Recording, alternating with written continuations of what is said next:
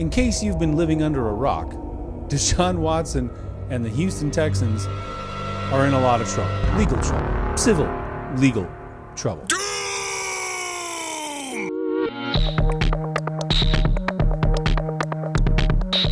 What is up, my brethren? How's it going, Royal Ugly Dude? A few years ago, Deshaun Watson was a promising young quarterback for the Houston Texans. Then team management kind of made some questionable decisions and pretty much blew up their entire roster. Despite having a losing record, Deshaun Watson still shined on the field. He put up 4,800 yards, 33 touchdowns to 7 interceptions. However, after the 2020 season, he pretty much decided he was done with the Houston Texans. Shortly after that, a lawsuit was filed against Watson claiming that he behaved inappropriately during a massage. And then another lawsuit was filed, and another, and another, and another, and another. In all, 22 lawsuits were filed claiming that less than stellar behavior during these massage sessions.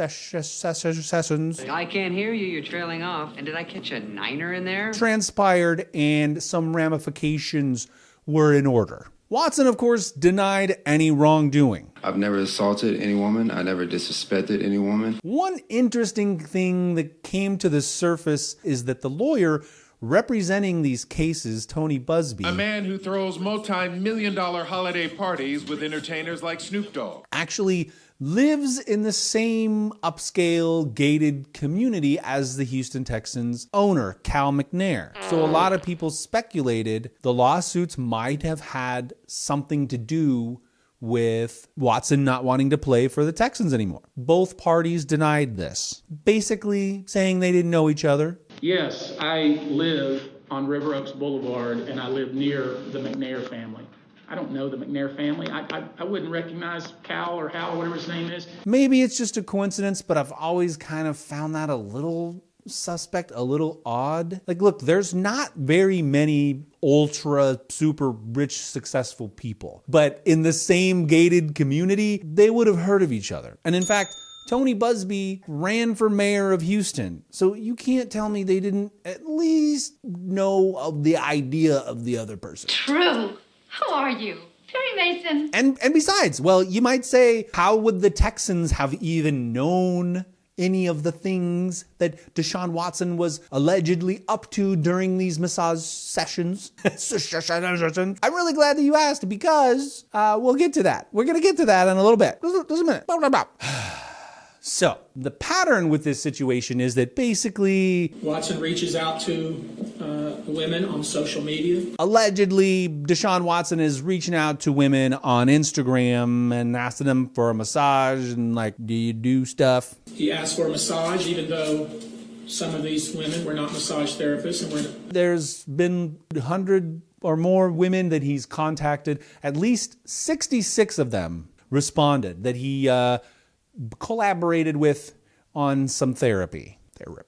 What exactly are we looking at here? And this was all over a 17-month period. And then during the massage, he allegedly touches them and propositions them for things beyond the normal activities or capacity, job duties description of a massage therapist. break some veins!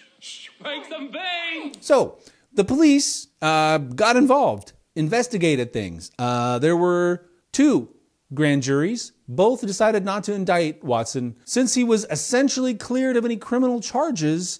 Basically, that facilitated the trade from the Houston Texans that he had been demanding this whole time. The Browns jumped in, offered him $230 million of guaranteed contract. It seemed at the time like maybe his worst days were behind him.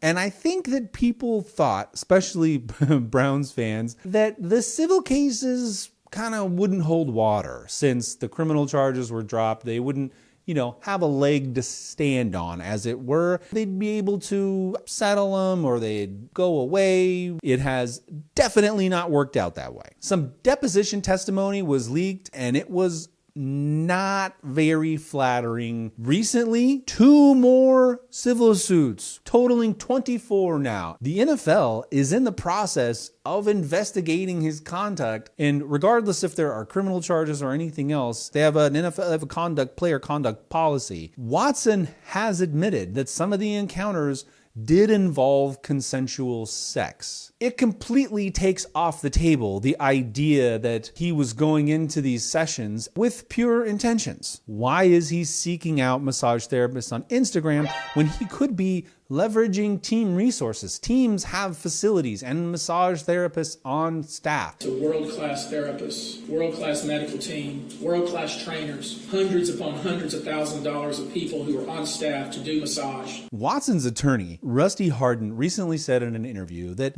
propositioning someone in that way is not illegal. There's not a crime there. But again, it doesn't look good, especially when that many women are coming forward saying that you did something inappropriate. Shame. If a jury thinks that he's going into a situation expecting a sexual encounter in an inherently non-sexual environment, it shows that that was his intention. There's also a New York Times investigation. Allegedly, it's revealed that the Houston Texans arranged hotel rooms and non-disclosure agreements. An NDA? Seriously? So now Tony Buzbee is adding the Houston Texans organization as a defendant in these cases. We know that it was personnel from the Houston Texans who made the referral, who helped him arrange the massage.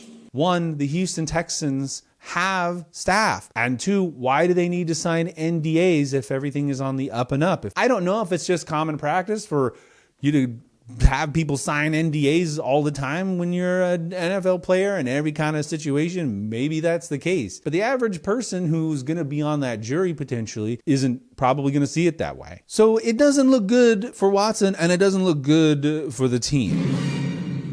It's going to be pretty hard for the Texans to say that they are not culpable and that it's just, it's all on Watson. This is just all his behavior when they're arranging the scenario and, lighting the candles, setting the mood, providing the paperwork that he needs to try to keep people quiet if he does anything wrong. I'm blind the whole goddamn time. Watson has been very defiant the entire time, and saying that he's not guilty, that he didn't do anything wrong. But he faces a number of accusations at this point. The court of public opinion is lost right now. It's one thing to say one person is lying, or maybe even a couple people are lying, but 24 people, it just seems unlikely. In my unprofessional, non-legal opinion, Buzbee was already ready to settle at least 18 of the original 22 cases, but Hardin and Watson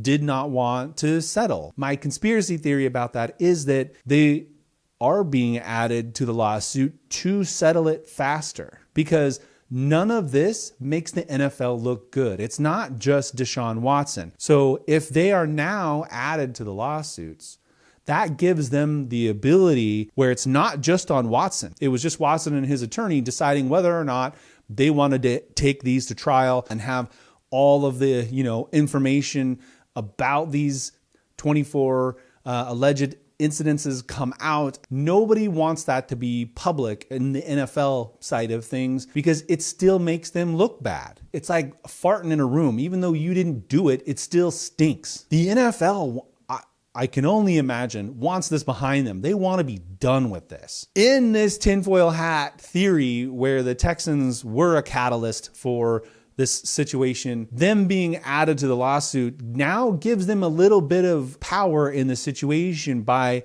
being able to try to bring this to a head. Maybe it's not. Maybe this whole thing just got turned on its head and Tony Buzbee is going after anybody and everybody that he can. It came out before that he wants to settle, so my guess is he still wants to settle. Having a team involved is going to help facilitate that, and that's just going to make it a better settlement, a better end result for his clients. It's a pretty smart play all around, with the conspiracy theory or without. So what do you guys think? Please share your opinions in the comment section. If you like this video, please smash the like button. Thank you so much for watching. I appreciate you.